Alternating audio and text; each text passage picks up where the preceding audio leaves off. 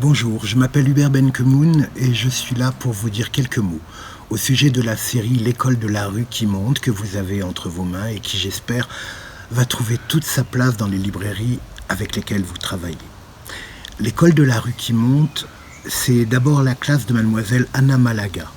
24 élèves, 14 garçons, 10 filles.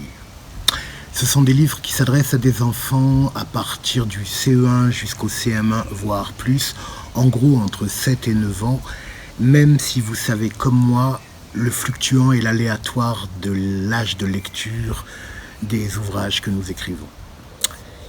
Une histoire par élève de la classe. À chaque fois un narrateur ou une narratrice différente. Des histoires qui naissent à partir de problèmes à l'école, de problèmes vis-à-vis des autres camarades, vis-à-vis peut-être aussi de trouilles des adultes ou même de difficultés d'apprentissage. Un enfant ou une enfant va à chaque fois trouver une solution. L'histoire ne va pas changer sa vie, faut pas exagérer. Non, l'histoire va juste simplement, quand elle est terminée, va modifier le personnage. À la fin de chaque histoire, les choses ne seront plus exactement comme avant. Rien de plus, rien de moins non plus. Ces histoires sont nées évidemment de mon imagination. C'est mon travail, je sais à peu près le faire. Mais elles sont nées aussi d'autres choses. Je rencontre des classes dans le monde entier, en France comme à l'étranger. Je viens rencontrer ces classes pour parler aux élèves de mon travail d'auteur et de mes ouvrages. Je vous promets, je le fais. Mais en même temps que je le fais, je viens les voir et je leur pique des choses.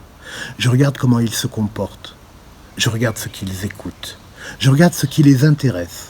Je regarde aussi le moment où ils me lâchent. Je regarde la façon dont est décorée la classe. Je regarde à quoi ressemble le maître ou la maîtresse. Je regarde ce qui les fait peur et ce qui leur fait rire.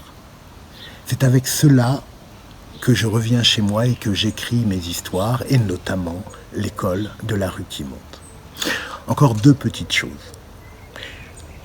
Il n'y a aucun nom de ville qui soit inscrit dans ces histoires volontairement. Je veux qu'un enfant qui lit l'histoire à Nantes, à Montréal, à Bordeaux, au fin fond de la Creuse, à Paris, dans une vallée profonde des Alpes, se dise « Hey, ça pourrait être mon école ».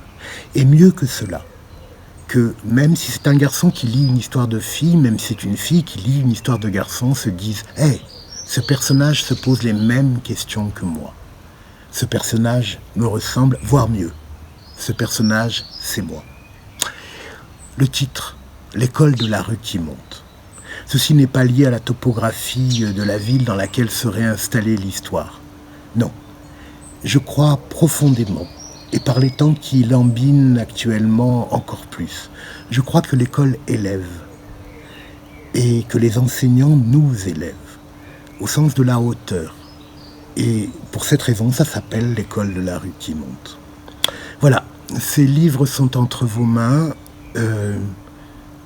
Vous avez absolument toute ma confiance pour pouvoir les placer en librairie.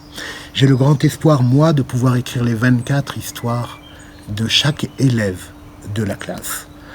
Ceci dépendra évidemment de mon imagination, mais aussi de l'accueil que vous trouverez. Encore une fois, vous avez toute ma confiance. Je vous souhaite de très bonnes lectures. Merci encore. Au revoir.